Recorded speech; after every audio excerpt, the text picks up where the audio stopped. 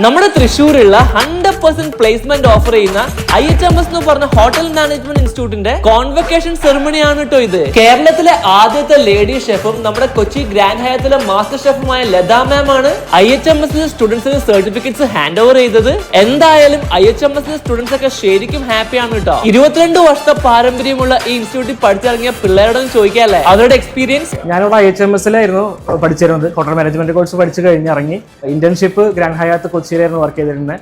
ഇപ്പം പ്ലേസ്മെന്റ് ആയി. 1 year course ആയിരുന്നു, ഡിപ്ലോമ കോഴ്സാണ് ഞാൻ എടുത്തത്. അതിനുശേഷം എനിക്ക് ഇവിടുന്ന് തന്നെ ഇൻസ്റ്റിറ്റ്യൂട്ടിൽ തന്നെ പ്ലേസ്മെന്റ് കിട്ടിയതാണ് ഇന്റേൺഷിപ്പിന് 4 months 4 seasons ബാംഗ്ലൂരാണ്. എനിക്ക് പാസ്ഔട്ട് ആയതുകൊണ്ട് തന്നെ ചെന്നൈ മാരിയറ്റിൽ സ്റ്റാഫായിട്ട് കയറാൻ പറ്റി.